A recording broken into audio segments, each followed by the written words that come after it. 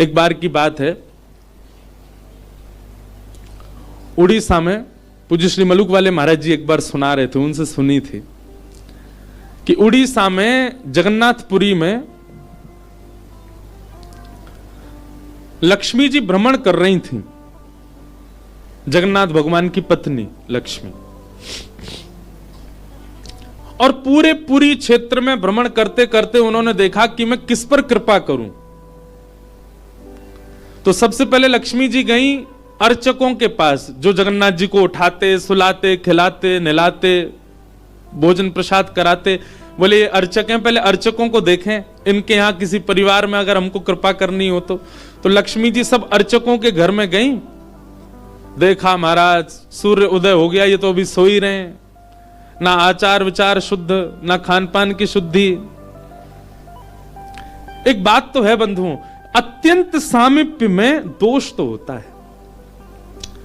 जब किसी वस्तु का बहुत सामीप्य मिल जाता है ना, तो कभी ना कभी उसकी वैल्यू समझ में नहीं आती हमको। ये हम अपने ऊपर भी कह रहे हैं, हम भी लाल जी के बहुत समीप रहते हैं ना, तो कभी कभी ऐसा होता है कि कहीं पर अव्यवस्था होती है, कहीं कथा में गए वहां थोड़ी सी अव्यवस्था है, लाल जी के अनुकूल नहीं है। जैसे कि लाल जी को देसी गैया का दूध ही आता है, जर्सी का नहीं आएगा, बाजार का नहीं आएगा। पर कई जगह ऐसे लोग हैं कथा कराने वाले, वो नहीं करते व्यवस्था, या व्यवस्था में कई बार होती भी नहीं। तो फिर लाल जी को हम कहते हैं, लाल जी अब यहां तो कछुदना जो है का है, आप बिना दूध के ही रहो। जबकि होना क्या चाहिए, चाहे जो हो जाए, चाहे 20 किलोमीटर दूर से आए, लाल जी के लिए दूध आना चाहिए, बिना दूध के नहीं रहते वो। लेकिन हम ठाकुर जी को ऐसे कह देते हैं, कोई बात नहीं ठाकुर जी, यहां दूध नहीं मिल रहा, 7 दिन बाद कहीं और जाएंगे, वहां तो दूध आएगा आपके लिए। अब ये अत्यंत सामीप्य, इसलिए हम ठाकुर जी से निवेदन कर रहे हैं कि आप काम चला लो।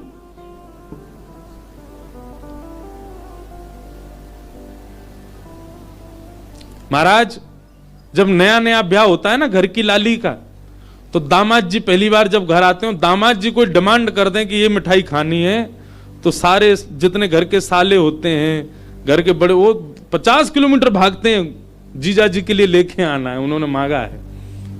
और वही दामाद जी 10 साल बाद आके कुछ कहे, बोले अब जीजू रहने दो, क्या करोगे खाके।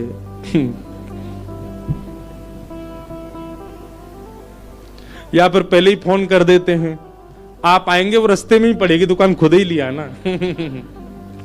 अत्यंत सामीप्य के बाद में कहीं ना कहीं हमारा भाव जो है वो धीरे धीरे घटने लग जाता है। कभी कभी मैं आपसे भी निवेदन करूं, ठाकुर जी से भी विरह मांगो।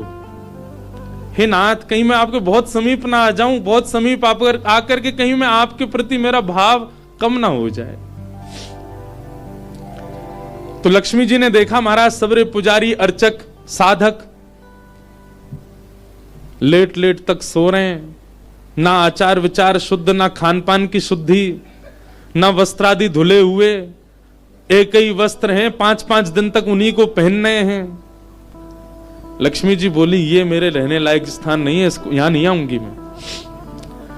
और तभी लक्ष्मी जी ने आगे जाकर के देखा कि वह परिवार जिनको झाड़ू लगाने की सेवा थी, नाली आदि साफ करने की सेवा थी, जिनको मंदिर में प्रवेश तक नहीं करने दिया जाता, उनके घर में गोबर का चौका, सब ब्रह्म मुहूर्त में उठ गए हैं, तुलसी जी को जल दे रहे हैं, घर में बिल्कुल शुद्ध भोजन बन रहा है, आचार विचार की शुद्धि, हाथ स्वच्छ हैं, पैर बच, जन्म से उनकी जाति कहीं ऊंची नहीं है, लेकिन बाकी सब कुछ उनका स्वस्थ था, बिल्कुल शुद्ध था।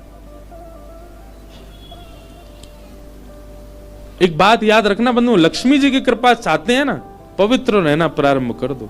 लक्ष्मी जी को पवित्रता बहुत प्रिय है। आपने आज जो वस्त्र पहने, कल अगर आपने पहन लिए, लक्ष्मी जी तुरंत चली जाएंगी। इतनी भी अपवित्रता लक्ष्मी जी को प्रिय नहीं है। लक्ष्मी जी बोली ये अच्छी है, इसके यहां मैं जाऊंगी। लक्ष्मी जी प्रत्यक्ष प्रकट हो गई उनके घर में जाकर के। अब वे तो बेचारे छोटे मोटे लोग, बेचारे ज्यादा धनवान तो थे नहीं। उन्होंने जब देखा कि अत्यंत गहने पहन रखे हैं, ऐसी मधुर सुगंधी आ रही है, रूप देख करके नेत्रों के पलक नहीं झपके जा रहे, सबने दंडवत प्रणाम किया। बोले आपका परिचय? बोले हम जगन्नाथ जी की गृहिणी हैं, साक्षात लक्ष्मी। वे सब घर के लोग, अरे हमारे घर का तो जल भी आपके स्पर्श योग्य नहीं है, हम तो ऐसे लोग हैं, हम तो नीचे लोग हैं। ये लक्ष्मी जी बोली ये सब बात नहीं करो, हम लोग ठाकुर जी ये सब विचार नहीं करते। तुम्हारा आचरण देखो कितना शुद्ध, तुम्हारे व्यवहार कितना शुद्ध, तुम्हारी बुद्धि कितनी शुद्ध है। और सुनो, चौकी लगाओ, जो भी घर में बना है प्रत्यक्ष थाल में पधराओ, हम तुम्हारे यहां प्रसाद पा करके जाएंगे। पूरा घर भाव विवल हो गया, सबके नेत्रों में आंसू, साक्षात लक्ष्मी जी आई हैं, सबने पवाया। लक्ष्मी जी प्रेम से प्रसाद पा रही थी, तभी जगन्नाथ जी के बगल में ही विराजती हैं सुभद्रा जी, सुभद्रा जी के बगल में विराजते हैं श्री बलराम जी। बलराम जी भ्रमण कर रहे थे पुरी में, भ्रमण करते करते वो घर घरों में झांक के देख रहे थे क्या हो रहा है। जैसे ही उस घर में झांक के देखा तो श्री लक्ष्मी जी प्रसाद पा रहे हैं। बलराम जी बोले राम राम राम राम राम राम, ये झाड़ू पोंछा बर्तन करने वाले लोग, इनके यहां पर चले जाओ, इन पे कृपा करो, पर भैया इनके यहां तो भक्ष भी बनता होगा, मांस भी बनता होगा, और ये लक्ष्मी जी यहां बैठ करके प्रसाद पा रही, हमारी घर की बेटी, हमारी घर की बहू, बिल्कुल आचार विचार की शुद्धि नहीं रखी। नाक फूल गई। परिवार में 2-3 लोग ऐसे होते हैं उनकी नाक बहुत जल्दी फूल जाती है। पहले तो जेठ जी, दूसरी ननद जी, तीसरे फूफा जी हैं, इनकी नाक बहुत जल्दी फूल जाती है। ये हम यहां पे अगर कोई बैठे हो, जेठ जी, ननद जी, फूफा जी, बुरा नहीं मानना, आपके भी जेठ ननद फूफा होंगे, उनकी भी देखना नाक फूली रहती। बलराम जी की नाक फूल गई। महाराज आकर के कुछ बोले तो नहीं, मंदिर में आके बैठ गए। जगन्नाथपुरी में जो भात बनता है ना, इसीलिए जगन्नाथपुरी में एकादशी नियम नहीं है। क्यों? क्योंकि वहां जो भात निर्मित होता है, ऐसा मान्यता है कि वो लक्ष्मी स्वयं अपने हाथ से बनाती। जगन्नाथपुरी की रसोई घर में जितने भी हमारे अर्चक लगते हैं, प्रसाद बनाने वाले, उन सबको मानसी भाव से ऐसी भावना रखनी पड़ती है कि हम जगन्नाथ जी की गृहिणी लक्ष्मी हैं, तभी वो भात निर्मित करके ठाकुर जी को पधरा सकते, नहीं तो ठाकुर जी भोग नहीं लगाते। इसीलिए जगन्नाथपुरी में एकादशी का भाव नहीं। क्यों? एकादशी के दिन अन्न में पाप का निवास होता है, और लक्ष्मी जिस अन्न को छू दे उसमें पाप कैसे आ सकता है? इसलिए एकादशी के दिन तो स्कंद पुराण में कहते हैं आकंठ पाना चाहिए, मतलब जितना रोज पाते हो उससे दुगना पाना चाहिए एकादशी वाले दिन जगन्नाथपुरी में, क्योंकि लक्ष्मी जी ने बनाया है। तो लक्ष्मी जी प्रसाद बनाती हैं। जैसे ही भोग रखा गया जगन्नाथ जी के आगे, बलभद्र सुभद्रा जी तुरंत हाथ पांव धो के बैठ गए। बलराम जी अपने सिंहासन से ही नहीं उठे, नाक फुला के बैठे हैं। जगन्नाथ जी बोले भैया आ जाओ, भोग आए गए, हमें नहीं पाना, तुम लोग पाओ। तो क्यों, क्या हो गया? अब क्या बोले, अब तो सब आचार विचार सब खत्म हो चुका है। परमात्मा होते हुए भी हमारे यहां आचार विचार नहीं चल रहा है, तो फिर इंसान क्या आचार विचार का पालन करेगा? जगन्नाथ जी बोले भाई कोई बात पर बुरा मान गए जे, तो इनसे बात करें। जगन्नाथ जी गए, भैया का भयो, आप इतने उदास क्यों, इतने नाराज क्यों? सब बात बताई बलराम जी ने। बोले लक्ष्मी जी आज सुबह सुबह एक ऐसे के घर में गई और वहां जाके प्रसाद पा रही थी, बिल्कुल विचार नहीं किया कहां शुद्धता कहां अपवित्रता। हम तो इनके हाथ का बना भोजन नहीं करेंगे। अब जगन्नाथ जी बड़ी दुविधा में पड़ गए। यदि पाऊं तो भैया नाराज बैठे, भैया कहेंगे मैं नाराज हूं, इससे कोई फर्क नहीं पड़ा है, फिर भी पा रहा है। और नहीं पाऊं तो लक्ष्मी जी टेढ़ी टेढ़ी देख रही हैं कि मैंने बनाया, ये पा क्यों नहीं रहे। जगन्नाथ जी बोले लक्ष्मी जी को तो मना लिया जाएगा बाद में, पर ये नहीं माने ना, ये तो शेषनाग हैं, इनको ज्यादा ही क्रोध आ गया तो जोर से सिर हिला देंगे, प्रलय और हो जाएगा। जगन्नाथ जी ने लक्ष्मी जी से कहा देखो भैया नहीं पा रहे तो हम भी नहीं पाएंगे। लक्ष्मी जी बोले कोई बात नहीं, एक दिन नहीं पाया, दूसरे दिन फिर लक्ष्मी जी ने बनाया, फिर नहीं पाया। तीसरे दिन फिर लक्ष्मी जी ने प्रसाद पधराया, फिर नहीं पाया। तो लक्ष्मी जी बोली, भाई कोई बात है तो हमसे बोलो सीधे, ये प्रसाद रोज छोड़ देना, ये कैसा तरीका है आपका नाराज होने का? कहीं बलराम जी बोलते हुए सुन लिए लक्ष्मी जी ने कि भाई इनके हाथ का बना हम नहीं पाएंगे। लक्ष्मी जी ने जाकर के जगन्नाथ जी से कहा, देखो संपूर्ण जगन्नाथपुरी में प्रसाद बनाने की सेवा हमारी, और आपके भैया कह रहे हैं कि हमारे हाथ का बना पाएंगे नहीं। जब हमारी सेवा लेनी नहीं तो फिर हम यहां क्यों रहें? इसलिए आप हमको आज्ञा दें, अब हम जहां हमारा सुख है हम वहां चले जाते हैं, हम चले जाते हैं श्री क्षेत्र से। जगन्नाथ प्रभु कुछ, अच्छा जगन्नाथ जी को भी लीला करनी है इसलिए वो कुछ नहीं बोले। अब कुछ नहीं बोले तो लक्ष्मी जी समझ गई, बोले मौन मतलब हां ही होता है। लक्ष्मी जी बोले ठीक है, आप लोग शयन करो। रात्रि का समय, बलभद्र सुभद्रा जगन्नाथ जी के कपाट बंद हो गए। लक्ष्मी जी बोली अब हम जा रही हैं, और मंदिर से श्री लक्ष्मी जी चली गई। प्रातः काल ब्रह्म मुहूर्त का समय हुआ। महाराज जगन्नाथ जी बलराम जी जैसे ही उठे तो क्या पाया, नीचे फर्श पे पड़े थे। कहां सोने के सिंहासन पर सोते थे, सोने के बिस्तर पर सोते थे, बढ़िया लत्ता पहन के रहते थे, गले में स्वर्ण की मालाएं, हाथ में स्वर्ण के कड़ूला, पाम में स्वर्ण के कड़ूला आदि सब पहन के सोते थे। लेकिन लक्ष्मी चली गई तो सब चला गया। सवेरे उठे तो फर्श पे पड़े थे। बलराम जी बोले लाला जी कहाँ है वो, हमारे सिंहासन वगैरह कहां चले गए? ठाकुर जी बोले लक्ष्मी जी चली गई ना, लक्ष्मी तो मतलब सब होता है। बलराम जी ने अपनी तिजोरी जाकर के खोली, सबरे वस्त्र चले गए, आभूषण चले गए, सब आयुध चले गए, फटे पुराने मैले कुचैले बिना धुले महीनों के सालों के वस्त्र पड़े थे। और यही होता है, लक्ष्मी जाती है तो यही रह जाता है। लेकिन बलराम जी भी अपनी पूरी उसमें थे, बोले कि हम भी कुछ नहीं कहेंगे, ठीक है जैसे हैं वैसे रह लेंगे, कोई लक्ष्मी जी के जाने से हम पे फर्क थोड़ी पड़ रहा है।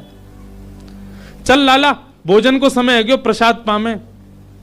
ठाकुर जी बोले कैसे प्रसाद पाएंगे, प्रसाद तो लक्ष्मी बनाती है, लक्ष्मी चली गई, खुद ही बनाना पड़ेगा। बोले हाँ हाँ, तो हम पे कोई बनावी कमी, हम दोनों मिलके बनाएंगे। कृष्ण बलराम दोनों गए रसोई घर में, जाकर के देखा तो महाराज वहां से अन्न दाल चावल सब चले गए, क्यों सब लक्ष्मी से ही आते हैं। कहां तक कहें चूल्हा जलाने की लकड़ी भी नहीं बची, वो भी लक्ष्मी से ही आती है। लक्ष्मी गई और सारी श्री लेकर के चली गई अपने साथ। एक दिन दो दिन, अब तो दर्शनार्थी आने बंद हो गए, क्यों मंदिर की श्री भी चली गई। जगन्नाथ जी और बलराम जी चुपचाप बैठे हैं अपने सिंहासन पर, भूखे प्यासे बेचारे, आंख बाहर निकल आई। बलराम जी बोले लाला, बोले हाँ 2 दिन है गए लाला, भोजन ना एक कियो, और 2 दिन पहले गुस्सा में ना कियो, 4 दिन है गए, और कछु है भी ना, कहा करें। देखो इस बात को कोई ऐसे मत ले लेना, लोग सोचने वाले यूं भी लेते हैं, बताओ महाराज जी कुछ भी बोल रहे हैं, वो साक्षात ब्रह्म है, लक्ष्मी जाने से उन पर कोई प्रभाव पड़ेगा? लक्ष्मी जाने से कोई प्रभाव नहीं पड़ता ठाकुर जी पर ठाकुर जी बलराम जी को बताना चाह रहे हैं कि भाई किसी को हे दृष्टि से मत देखो, उसी के लिए पूरी लीला हो रही है। ठाकुर जी बोले दाऊ दादा एक काम है सके, बोले कहा, बोले समुद्र के किनारे स्वर्ग आश्रम है जहां पर लोगों की अंत्येष्टि होती है। बोले हाँ, मैंने एक बार देखा था वहां पे लोग कटोरा लिए बैठे रहते हैं और उनको कुछ ना कुछ मिल ही जाता है, आपकी आज्ञा हो तो वहीं चलें, कछु तो मिल जाएगा। लाला पूरी दुनिया कहा कहेगी बताओ कृष्ण बलराम क्या कर रहे हैं ये। बोले ऐसे थोड़ी जाएंगे, रूप बदल के चलेंगे, कछु तो मिलेगा, पेट तो नहीं भरेगा हमारा। लक्ष्मी जी तो आएंगी नहीं, नाराज होकर चली गई। बलराम जी बोले हाँ हाँ जान दे, ये बहू के बड़े नखरे हैं, चली गई तो काम का भूखे रहेंगे, चल लाला मेहनत करके उद्यम करके भिक्षा मांग के पालेंगे। और श्री कृष्ण बलराम दोनों छोटे से बालक का रूप धारण करके गए और स्वर्ग आश्रम के बाहर कटोरा लेके बैठ गए, कोई कुछ तो दे जाएगा। ठाकुर जी और बलराम जी अपनी झोली फैला के जय जगन्नाथ जय जगन्नाथ, मैया तेरा भला हो कुछ दो। और कोई कुछ नहीं थे। एक ने तो डांट दिया, बोले हे छोटे बालकों क्या करते हो, विद्यालय जाया करो, पढ़ाई लिखाई किया करो, क्या बचपन में आके बैठ गए हो यहाँ पे। बलराम जी बोले लाला ही तो बहुत डांट रही है। ठाकुर जी मनी मन कहें और कर लो अपमान लक्ष्मी जी का। इतने में ही एक महात्मा आए, उन पर धन तो था नहीं, लोग वो खाते ना मूड़ी, भेलपूरी, झाल मूड़ी बोलते हैं उसको, फूले फूले से होते हैं, क्या बोलते हैं उसको, मूड़ी बोलते हैं ना, समझ गए ना सब। गंगा जी के किनारे भी लोग खाते हैं, उसमें नमकीन नमकीन मिला के बढ़िया। तो उनके पास में बस मूड़ी थी, महात्मा जी के पास में। भेल थी, भेल तो लाई भी बोलते हैं उसको, लाई। ठाकुर जी ऐसे झोली फैला के बैठे, बलराम जी भी। तो महात्मा जी ने क्या किया, ऐसे करके लो बच्चों, लो पालो, पेट भर लो। बलराम जी बोले लाला एक समय को भोजन तो मिल ही गए। ठाकुर जी बलराम जी दोनों खुश हुए। लक्ष्मी जी ने दूर से देखा, ए पवन देव जोर से बहना प्रारंभ करो। ऐसी जोर की हवा चली महाराज, सबरी मूड़ी उड़ गई। बलराम जी और ठाकुर जी पीछे पीछे भागे, मूड़ी सबरी उड़ गई। बलराम जी बोले लाला ये क्या हो गया? बोले भैया हम संकोच में कुछ कहते नहीं, आप बड़े भैया, पर हम एक बात कहें, ये लक्ष्मी के बिना सब हाल हो रहा है हमारा। ठीक है बहू है, आपने समझा देते, आप भी बिल्कुल नाक फुला के बैठ गए, गुस्सा है के बैठ गए, चली गई बेचारी। यदि वे प्रसन्न हो जाए तो फिर सब ठीक है जाएगा। अरे ना बेटा कोई बात नहीं, हम तो क्षमा मांग लेंगे, तेने पहले क्यों ना कही मोते। ठाकुर जी बोले अब कोई बात नहीं, अब चलते हैं, ढूंढे उनको कहां है। पूरे पुरी में ढूंढा, कहां है लक्ष्मी जी। लक्ष्मी जी उसी कन्या के घर में थी, उसी घर में थी जहां देख करके बलराम जी को हीन भावना आ गई थी। बलराम जी लेके गए, लाला यही घर में बैठी, जब मैंने देखी काई। वहां जाकर के देखा तो महाराज उस घर में बिल्कुल जैसे मंदिर की रौनक होती है, ऐसी रौनक उस घर की हो रही थी। फर्श लगे हुए हैं, बढ़िया सोने चांदी के बर्तन रखे हैं, एक जगमगा रहा है मणियों से पूरा घर भवन। और बाहर बैठ करके उस महिला के जिसके ऊपर कृपा की थी लक्ष्मी, उसके बालक भर भर के सामग्री दे रहे हैं लोगों को, भोजन की सामग्री, वस्त्र ले जाओ, ये ले जाओ, कोई गरीब कन्या के लिए धन ले जाओ, राशि ले जाओ, सोने की मोहर ले जाओ। लक्ष्मी जी बैठी है घर में। ठाकुर जी बोले अब लक्ष्मी जी तो नाराज हैं, भैया एक काम करें, हम भी लाइन में लग जाएं, कछु मांग लें, लेके चल दें। जैसे ही ठाकुर जी और बलराम जी लगे कतार में, भीतर से लक्ष्मी जी को देख के दया आ गई। मेरे प्राणनाथ, ये चाहे तो सर्वसमर्थ हैं, परंतु बलराम जी को बताने के लिए पूरी लीला कर रहे हैं। लक्ष्मी जी तुरंत बाहर आई और दोनों को इशारा किया, आप लोग इधर आओ। बलराम जी बोले देख बहू तू नाराज मत हो, हम ते गलती है गई, और वैसे गलती तेरी भी कम नहीं, तो को नहीं जानो चाहिए ऐसी जगह। लक्ष्मी जी बोली दाऊ दादा, ठाकुर जी के लिए सब अलाव है, हमारे लिए इतने बंधन। वे किसी भी भक्त पर कृपा करने जा सकते हैं, वहां पर जात पात नहीं देखी जाती, वहां पर यह नहीं देखा जाता कि भजने वाला कौन है, ब्राह्मण है, क्षत्रिय, वैश्य कौन है, सब पर वो अनुग्रह कर सकते हैं। तो फिर हमारे ऊपर इतनी रोक टोक क्यों? और किसी के जन्मगत व्यवहार से उसका पूरा जीवन नहीं आंकना चाहिए, उसके स्वभाव व्यवहार से देखना चाहिए कि वो है कैसा। कहां आप कहते हैं कि ब्राह्मण सर्वश्रेष्ठ, और वो देर देर तक सो के उठ रहे हैं, उनके यहां शुद्धि नहीं, वस्त्र 4-4 दिन तक पहन रहे हैं, एक महीना एक ही धोती में निकाल रहे हैं। आप कह रहे हैं कि वो श्रेष्ठ, और ये लोग जो इतनी पवित्रता का ध्यान रखते हैं, इन पर कृपा ना हो। हमारे अनुसार तो जो अपने कर्म से शुद्ध है वो शुद्ध है। बलराम जी और ठाकुर जी दोनों मान गए, जैसी आपकी इच्छा। बोले नहीं, आज के बाद हम आपसे एक नियम चाहते हैं। क्या? बोले श्री जगन्नाथपुरी में नियम कर दीजिए। बोले क्या? जिस महाप्रसाद को ब्राह्मण पाएगा उसी महाप्रसाद को शूद्र भी पाएगा, दोनों को समान फल मिलेगा। और यहां महाप्रसाद का ऐसा नियम रखा जाए कि अगर एक ही पत्तल में दोनों बैठ करके पालें तो दोनों को समान पुण्य प्राप्त होगा। महाप्रसाद पाते ही, अन्य तीर्थों में तो बहुत साधन करने पड़ेंगे, पर पुरी में आकर के कोई एक तिनका भी यदि महाप्रसाद का पाले तो उसको सर्व साधनों का फल प्राप्त हो जाए। और किसी भी प्रकार से यह ना देखा जाए कि कौन किस वर्ण का है, वो स्वभाव से शुद्ध होना चाहिए। हम सबको हृदय लगावें। अगर ये सब आपको मंजूर हो तो मैं राजी हूं। राजी हुए और तब से श्री जगन्नाथपुरी में ये सब नियम नष्ट कर दिए गए। महाप्रभु जी सबके लिए सुलभ हो गए। कहां तक कहें, जब ठाकुर जी बीमार होते हैं ना, तो ठाकुर जी की सेवा ब्राह्मण नहीं करते, अन्य वर्गों की ही सेवा होती है श्री ठाकुर जी की। वे ही ठाकुर जी को अंतरंग भाव से सेवा करते हैं, उन्हीं से ही ठाकुर जी प्रसन्न होते हैं। तो व्यक्ति का व्यवहार, स्वभाव, उसकी विचारधारा वो उच्च होनी चाहिए। वो जन्म से कौन है इससे फर्क नहीं पड़ता। सनातनी परंपरा है, परंपरा का निर्वहन होना चाहिए, परंपरा का पालन होना चाहिए, परंतु हे दृष्टि के साथ ठाकुर जी नहीं रखते तो हम क्यों रखें।